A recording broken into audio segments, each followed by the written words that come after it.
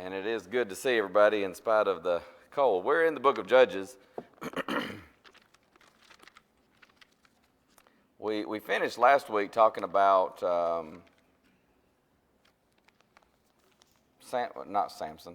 We're getting ready to talk about Samson. We finished talking about Jephthah. There's kind of a, I don't know if you want to call it an addendum or whatever, epilogue dealing with Jephthah in the early part of chapter 12. We'll look at that, and then we'll begin a couple of more judges, and then we'll start talking about Samson. Again, we kind of concluded talking about Jephthah, the sacrifice of his daughter.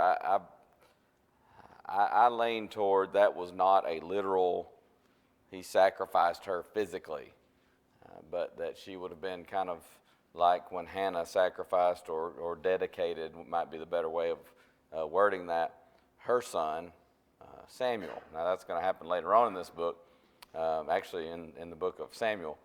But I think looking at the context and, knowing that God would, again, this is the dark ages of Israel. So it would not be out of the question that someone would go so far as to carry out a human sacrifice. And of course, later on in the divided kingdom, they will do that. They'll worship Molech and offer their sons in the fire to Molech. But I think there's enough evidence here at least to hold out hope that that's not what took place. Yes, sir. Last week I kind of thought that you were wrong. Mm-hmm. So I made a note in my Bible and I studied about 8 hours. Really? In every source I had, and I've got a bunch of them. And you're right. You think so? Two out of about 12 scholars that think he really burnt her. The rest pretty much along the lines of what you were saying. So I wanted to admit that to you. Well, thank you. Great minds think alike, I guess. But Brother Tomlin was just saying that last week we were talking about this, and he made a note in his Bible because he was kind of leaning toward thinking that he did literally offer her as like a burnt offering. Did some research, several hours of research, looking at commentaries and things like that. And you said two out of all those sources took the position, 2 out of 12, that he literally offered her. But again, it could be that he did that. If he did, we know he didn't do it with God's approval. We know that for a fact. But I think there is enough evidence there that I think we can at least suppose that he did not, that this would be more of a dedication of her to God's service, and she would remain a perpetual virgin. She would not marry. She would not have children. She's his only child. His lineage dies. She doesn't have children, which of course is a big deal in Hebrew culture. And so all the mourning that takes place is not over her life. It's over her virginity. It's over her not marrying and so on. So anyway, that's an interesting discussion. It's one of those that, we may not know 100% for sure till we live faithfully and get to heaven and ask God when we get there. Chapter 12, kind of, like I said, it's sort of an addendum concluding the story of Jephthah. The men of Ephraim gather themselves together. They go north. They want to know. They ask Jephthah, why did you pass over to fight against the children of Ammon, and you didn't call us? We're going to burn your house upon you with fire. Now, what does this sound like? Something that we talked about just a few chapters ago. Who else did something at least similar happen with? Similar to this. Let's see the exact reference. It's with Gideon, if you recall. Some of the tribes, they didn't fight with him, and let's see. I was trying to make sure I got the... Yeah, and it's, interestingly, it's the men of Ephraim. Chapter 8, verse 1. Why have you thus served us that you called us not when thou wentest to fight with the Midianites? They did chide with him sharply or argue with him sharply. And how does Gideon handle that?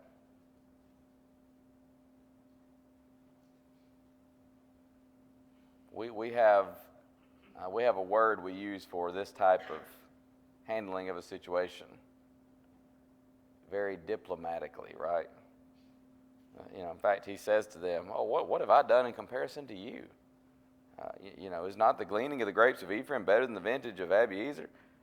God delivered into your hands the princes of Midian, Oreb and Zeeb. Oh, what was I able to do in comparison to you?" Then their anger was abated. He says, you guys have done the real work.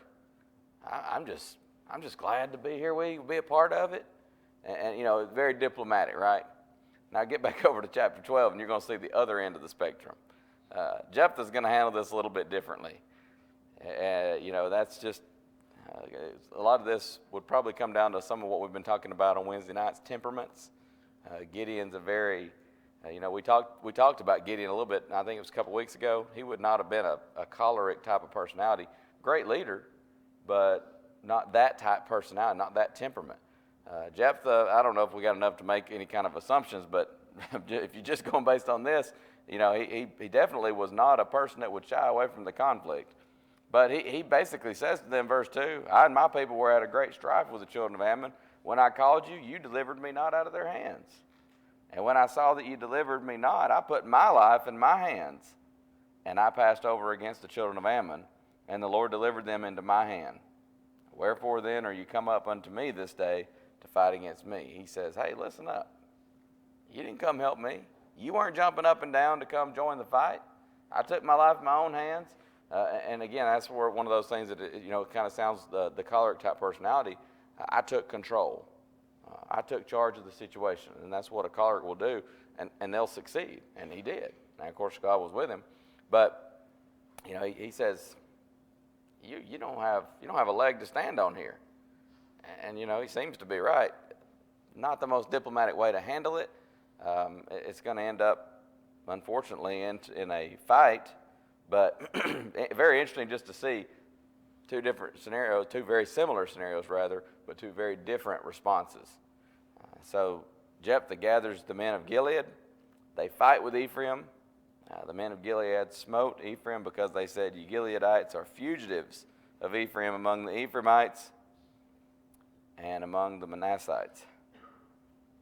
So the Gileadites, they take the passages of Jordan before the Ephraimites, verse 5. And when those Ephraimites which were escaped said, "Let me go over," that the men of Gilead said unto him, "Art thou an Ephraimite?" And if he said no, then they would say, "Pronounce Shibboleth." And they couldn't. It's just kind of one of those accent type things. They would always say Sibboleth because they couldn't pronounce it right. And so that's how they knew, you're not one of us. So they would take them and slay them there at the passages of Jordan. And there fell among the Ephraimites 42,000. Again, do you see why we call this the dark ages of Israel? They are fighting, killing one another over who gets it. It's a little bit more than that, but essentially not much more than over who's going to get credit for. They defeated their enemy, the Ammonites. Why not just rejoice over that? You've turned back to God. God has delivered you from your enemies. And now you're bickering over, "Well, you didn't call me to the battle." And Jephthah said, "Well, you didn't come to the battle when I called." Did he call and they didn't come? Did he not call at all? And maybe he's trying to frame this so that they're responsible. I don't know, but either way, and you get into a civil war over this, sometimes you just read the book of Judges and you're just exasperated. There are a lot of highs and lows in this book, if you ask me. When I read it, that's kind of how I feel, because there are these thrilling accounts of men like Gideon, and there are 300 men, and God delivers the people through them, and that just that's exciting, and seeing God work through these people, and then there are times like this when even right on the heels of a great victory, you're just like, come on, what is going on here? Yes, sir. It's almost like their house of influence divided through this process. They forgot in many cases that God should be their king, which later on makes them be like the nations that are around them, and they can't seem to focus their interest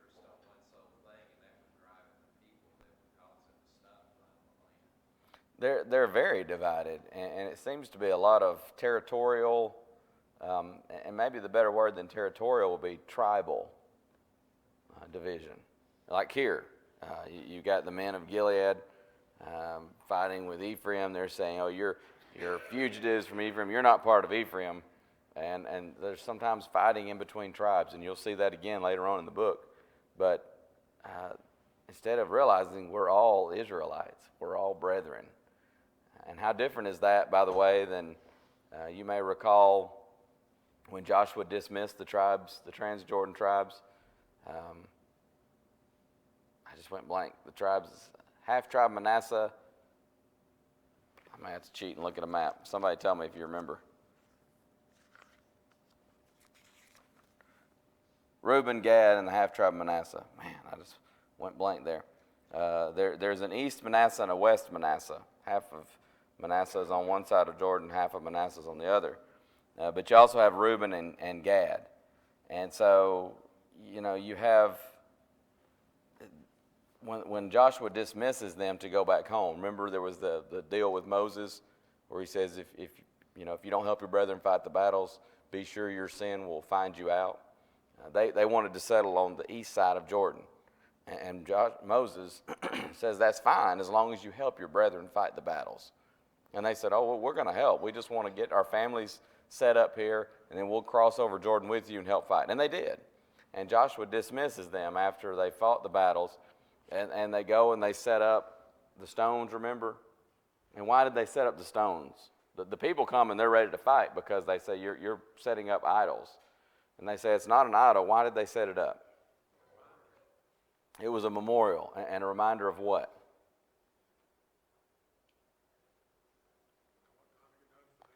What God had done for them, but also, do you remember what they said? There may come a time when you folks on the west side of Jordan say, you're not of Israel. You're on the other side of the river. Israel. And so we wanted a memorial that we're all brethren. And of course, when they heard that explanation, they all said, oh, okay, well, man, this is great then. Yeah, we want to be united, and we want everybody to remember we're brethren. And now here, you're not even that far removed from that. And they're, it's not over that, just because of the river division, but they're fighting among tribes a lot right here in this time period. So Jephthah judged Israel 6 years, verse 7. Then he died, was buried in one of the cities of Gilead. Then you have Ibzan, verse 8. 30 sons, 30 daughters. He sent them abroad, took in 30 daughters from abroad for his sons. He judged Israel 7 years. That's about it for Ibzan. That's about all you get. He died and was buried at Bethlehem, verse 10 tells us. Then Elon, a Zebulunite, judged Israel 10 years, verse 11 tells us. Elon, the Zebulunite, died and was buried in Aijalon in the country of Zebulun. Well, that's it. So again, we said this in the introduction. Sometimes you have a lot on a judge, sometimes very little. And after him, Abdon, the son of Hillel, a Pirathonite, judged Israel. Brother Span's here this morning. We know a man named Abdon. I don't think I've ever met a man named Abdon before, Brother Abdon. He's native to Nicaragua, right? I don't know if the folks in our class remember or not, but when we did our presentation, you would have seen him in a lot of the pictures ministering as a local minister at, I just went blank, San Marcos, right? Yeah, San Marcos Church there in Nicaragua. And I just really came to love and appreciate that man. So every time I see Abdon now in the book of Judges, I think about Brother Abdon down in San Marcos. But he was the son of Hillel, and the Pirathonite, he died. Again, not a whole lot we find out about him. He was buried in Pirathon in the land of Ephraim in the mount of the Amalekites. So, sometimes it'll just tell you something about these men, pertaining to possessions. Again, it might be wealth, it might be prestige that those represent. But sometimes you're just not given a whole lot of information. So that gets us to chapter 13, which of course will begin the account of Samson. There's a lot, kind of ironic because you have 3 judges just bang, bang, bang, and you get next to nothing about them, and now you're going to have a whole lot of background and a whole lot of information about Samson and his life and his work. So Israel does evil again in the sight of the Lord, surprise, and the Lord delivered them into the hand of the Philistines 40 years. Again, that's the cycle over and over again in the book of Judges. They do evil. They become oppressed as punishment for their sin. It's not so much bondage as it is the people just afflicting them, and it's a punishment from God meant to bring them to their senses. And it does. They'll come around. They'll repent. They'll turn back to God. They'll pray to God, cry out to God, and God will send a judge or a champion to deliver them. So 40 years this goes on, this oppression by the Philistines. And of course, the Philistines are going to be a thorn in the side of Israel for a long, long time, as you recall. There's a family, a man rather, of Zorah, of the family of the Danites. So he's from the tribe of Dan. His name's Manoah. His wife was barren. Then the angel of the Lord appeared unto the woman, and I'm not going to rehash all the stuff that we talked about with the angel of the Lord. I've told you before, I tend to think this was a pre-incarnate manifestation of the second person in the Godhead. We refer to him as Jesus, but of course this was before he was incarnate. We might say the Word, and some kind of manifestation of the Word, the second person of the Godhead. So the angel of the Lord appeared unto the woman and said unto her, Behold, now thou art barren, bearest not, but thou shalt conceive and bear a son.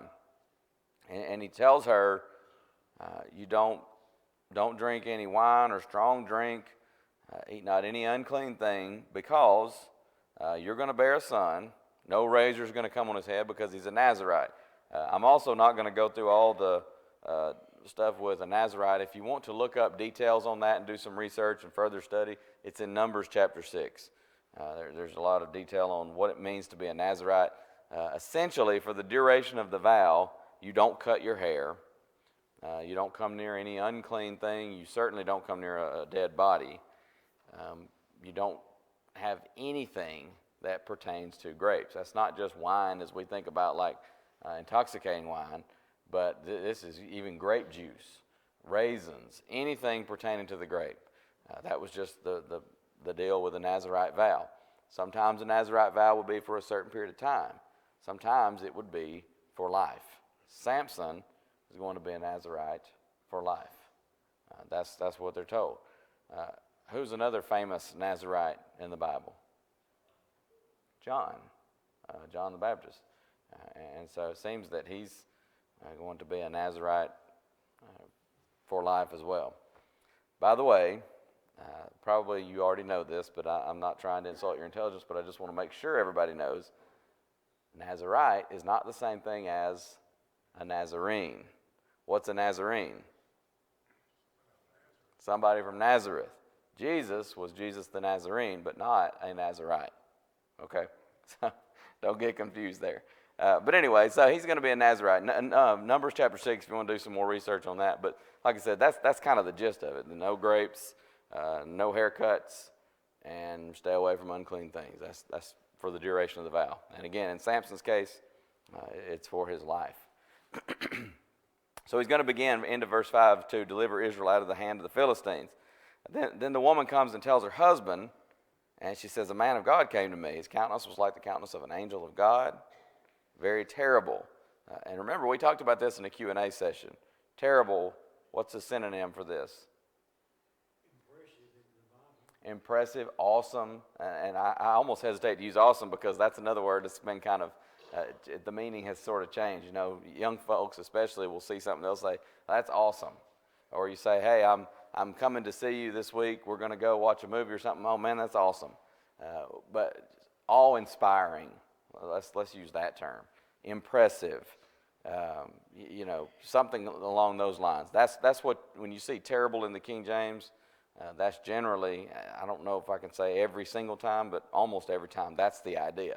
We hear terrible and we think bad, but it means awe-inspiring. So she says, I asked him not whence he was, neither told me his name. But she tells her husband what he said about bearing a child, and he's going to be a Nazarite. And so then Manoah asks God and says, please let the man of God which you sent come and teach us what we shall do unto the child that shall be born. Wouldn't it be great if that was every parent's prayer to God? Teach us what we shall do unto the child that shall be born. And the fact of the matter is, whether that's their prayer or not, God has taught us. He's given us instruction in his word. But God listened, verse 9, to the voice of Manoah, and the angel of God came again as she sat in the field, and Manoah was not with her. So she runs and gets Manoah and says, hey, this man has appeared again. So Manoah comes, verse 11, and he says, are you the man that spake to her before? And she says, the angel of the Lord says, yes. Manoah said, now let thy words come to pass. How shall we order the child, and how shall we do unto him? So the angel tells him, of all that I said unto the woman, let her beware. Don't eat anything that comes from the vine. Even during her pregnancy, she's not to eat of anything that comes from the vine, neither wine nor strong drink, or any unclean thing. All that I've commanded her, let her observe. And so Manoah says to the angel of the Lord, let us detain thee until we've made ready a kid for thee. I want to prepare a sacrifice. And so the angel says, even though you detain me, I will not eat of thy bread. If thou wilt offer a burnt offering, thou must offer it unto the Lord. For Manoah knew not that he was an angel of the Lord. And Manoah said unto the angel of the Lord, what is thy name, that when thy sayings come to pass, we may do thee honor? The angel of the Lord said unto him, why askest thou thus after my name, seeing it is secret? Here's one of those where it kind of makes you, you got almost both sides of the argument if you're talking about this angel of the Lord, because, he does say, if you're going to make an offering, offer it to the Lord.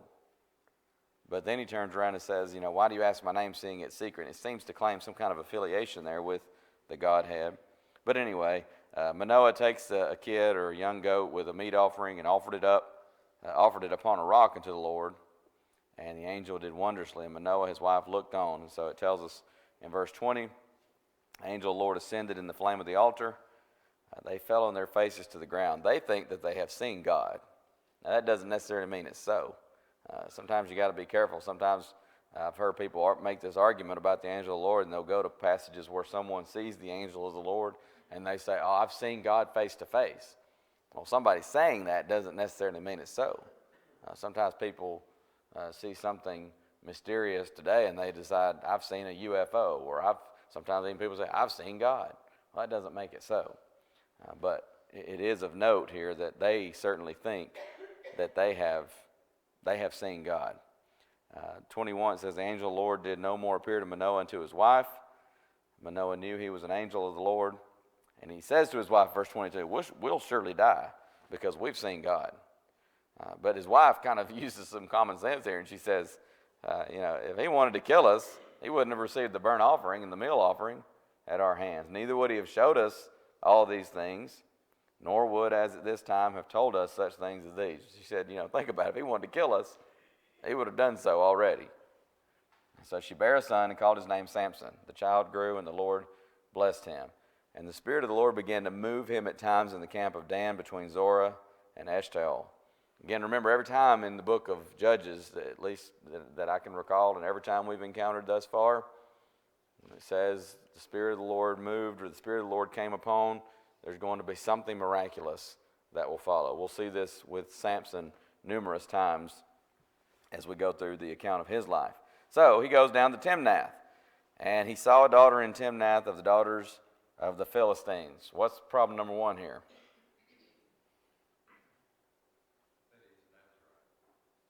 Well, what's the key thing here, though, that I'm looking for in verse 1?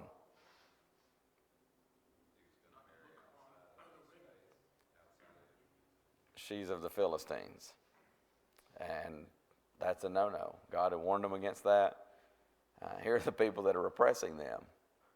Why are you going there looking for a girlfriend or a wife, So he came up, told his father and mother, and said, I've seen a woman in Timnath of the daughters of the Philistines. Now, therefore, get her for me to wife.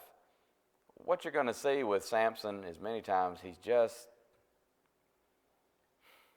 I don't want to use the word dumb, but then I kind of do, because sometimes you just say, what a dummy. Just so carnally minded. He sees a woman and he thinks, man, she's gorgeous. I want her. Get her for me, Mom and Dad. You know, it's not, he's very demanding. Sometimes you'll see, here's a man who is selfish. This is, I think Samson is one of the key reasons why I try to remind people when you read through this book, these judges, think of them more as champions. You know, if you start thinking of them as spiritual leaders, then when you get to Samson, you go, what in the world? Some spiritual leader you got here. He's not. He's anything but. God is going to use him to inflict massive casualties on the Philistines, to bring some judgment upon the Philistines. God is using him. You got to remember that with Samson, because he will often be so carnally minded, foolish, selfish, demanding. I mean, you know, sometimes I just get almost frustrated and angry just reading about Samson. But he says to his parents, well, I've seen this woman. I want her. Get her for me.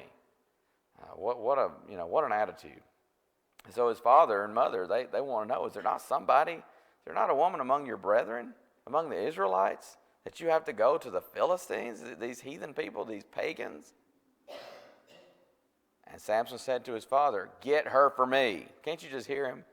Like a spoiled brat, for she pleaseth me well. You know what this comes down to? It's just his lust. He thinks she's pretty, and I want her.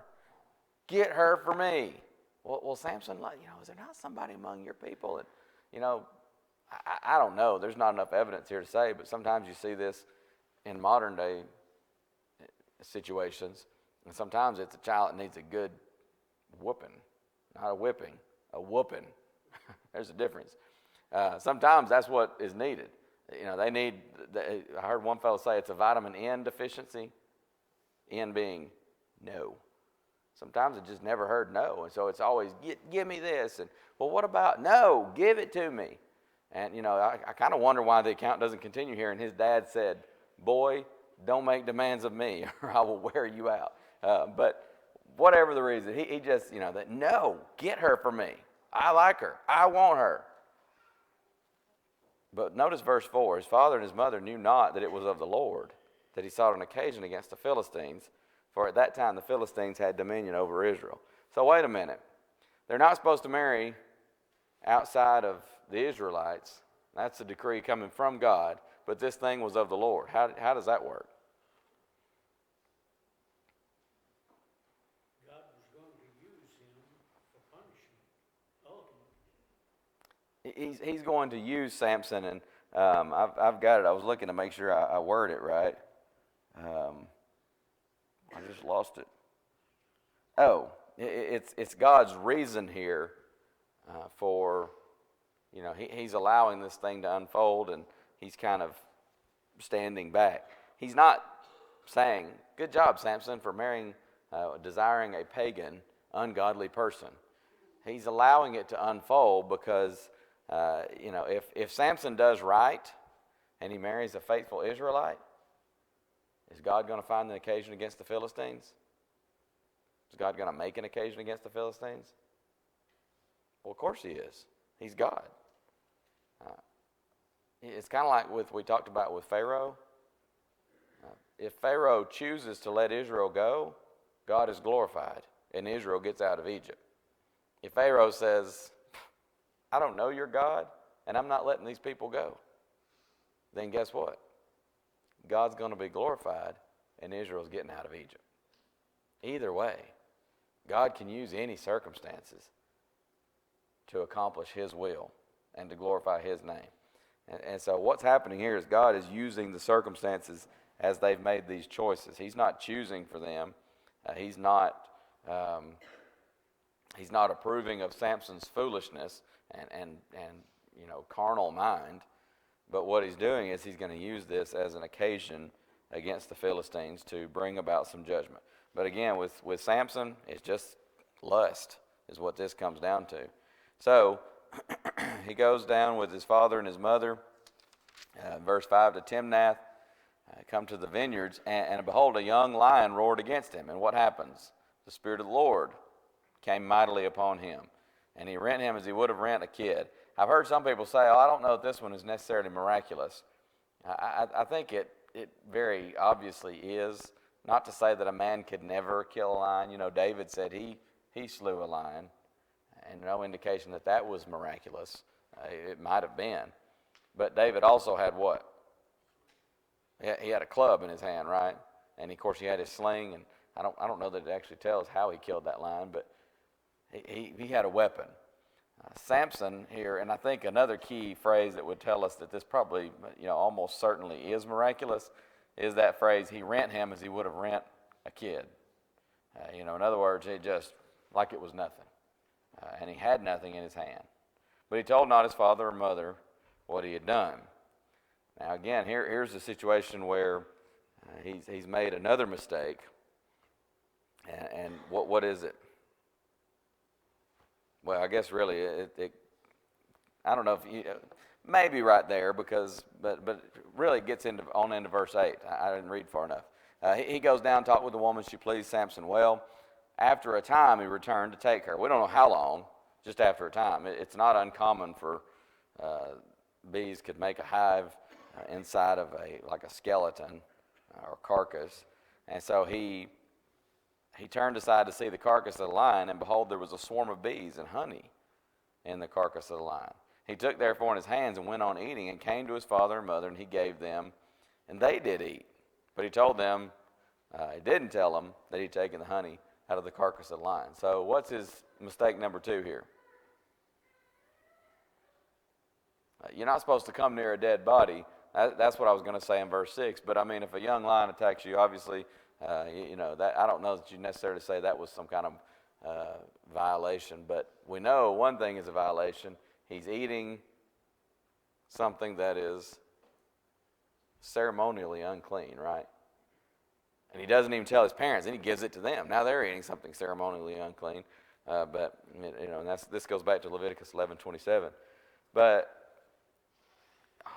why does he do that? Why does he not tell them? You see how am I the only one that just gets frustrated with Samson?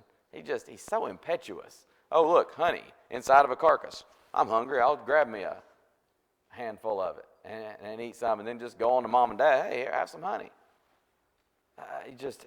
I'm hungry. I'll take it. No matter that it's, obviously a violation of the laws of ceremonially clean versus unclean things. This is Samson for you, though, folks. That's his MO. He's very, very impetuous and selfish, and so on.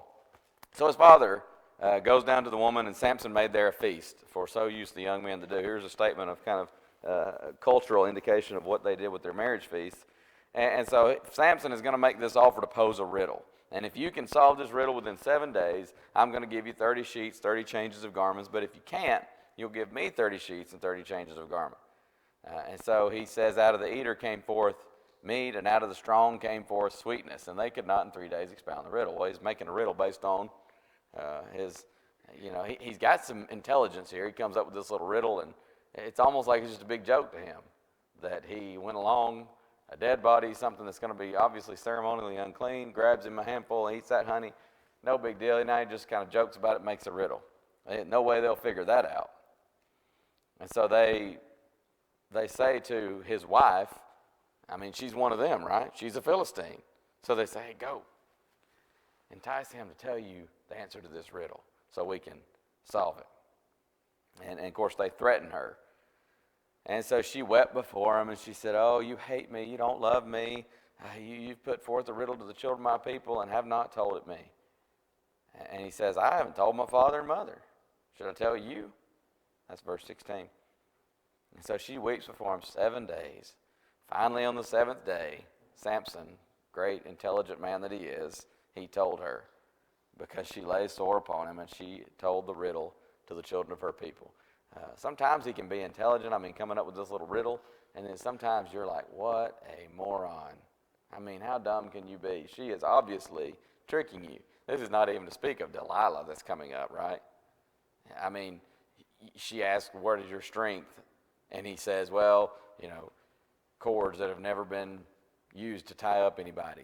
And so she ties them up, and then here come the Philistines. I wonder why she wanted to know that information. This isn't rocket science, but this is Samson. I mean, that's just, you find yourself over and over again going, that's Samson. So she tells the riddle to her people, and the men of the city, they come to the seventh day, and they say, oh, well, what's sweeter than honey, verse 18, and what is stronger than a lion? And he says, if you had not plowed with my heifer, you had not found out my riddle. I always read that, and I wonder how she thought about being referred to as his heifer. But he's basically saying to them, I know what you've done. You've tricked her. And I don't know, there's just something in the way that's worded. I wonder if there's not an insinuation, whether true or not, that it went beyond just, that maybe they were trying to seduce her or something like that, and that maybe she was being involved with them physically. The Spirit of the Lord came upon him. Something miraculous is going to happen, right?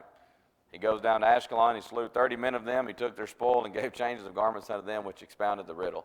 Well, sometimes you sort of smile and you say, well, this is Samson. He says, I owe you 30 changes of garment. So he goes down and he kills 30 Philistines. Here's your 30 changes of garment. It's just Samson. It is what it is. But his anger was kindled, and he went up to his father's house. But Samson's wife was given to his companion, whom he had used as his friend. So his wife's given to somebody else. But here's the interesting thing, is that he's just going to kind of abandon her. And you'll see this in chapter 15. But, it is amazing how God is going to use Samson throughout this section of the book of Judges. In spite of Samson being motivated by lust, and that's how this really all starts, the riddle, the back and forth with the Philistines and battling with them. It starts because he saw a girl, and just based purely upon lust, he said, I want her. You got to get her for me. He also fails to obey the Nazirite vow. He knew about that. He mistreats and abandons his wife, as we'll see in a moment, when she's given to a companion. He's going to just lie through his teeth several times, especially with Delilah. And even then, he's still, so thick he's not going to figure out what's going on. All this is going on, and God is still using him to bring about God's purposes. That's pretty amazing. Sometimes people really struggle with that, and it kind of trips them up. But again, remember, God can use anybody. If God can use a man like Nebuchadnezzar, and I think there's evidence that Nebuchadnezzar came around later in life, but when God used him to judge Judah, he was not at all a good person. You think about a man like Jeroboam the first. God used him. God tore the kingdom from Solomon and his descendants because of Solomon's idolatry and his foreign wives that turned away his heart. But did God approve of Jeroboam? No, because Jeroboam goes and does what? What's he famous for? Infamous for? What did he set up in Israel? The golden calves. One at Dan, one at Bethel. But God still used him, and that's what you're going to see with Samson. Let's get through about verse 5 here so we can kind of get to a stopping point.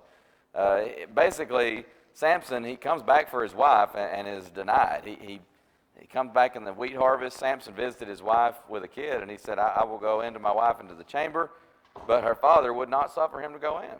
He says, no, that's not going to happen, Samson. I thought you'd hated her. I thought you turned your back on her, so I gave her to thy companion.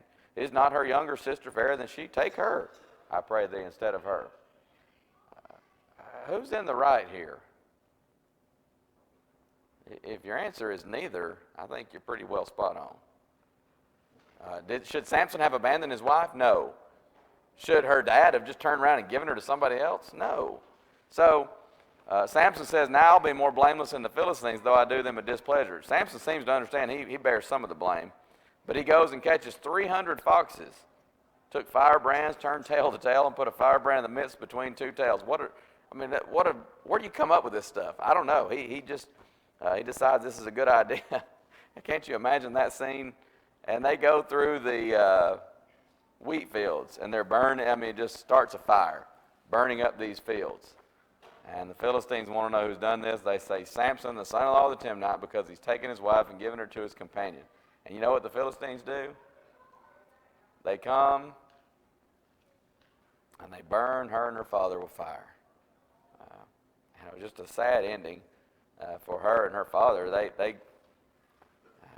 just burned by the Philistines. Kind of, well, we're mad at Samson, so we can't get to him right now. We'll take it out on them. Dark ages, over and over again, we're reminded of that. All right, let's stop there. I know we probably could get more and get into the context, but there's a lot more to talk about with Samson. So we'll just stop there for now and pick up, Lord willing, next week. Thank you very much. We'll have our break before worship.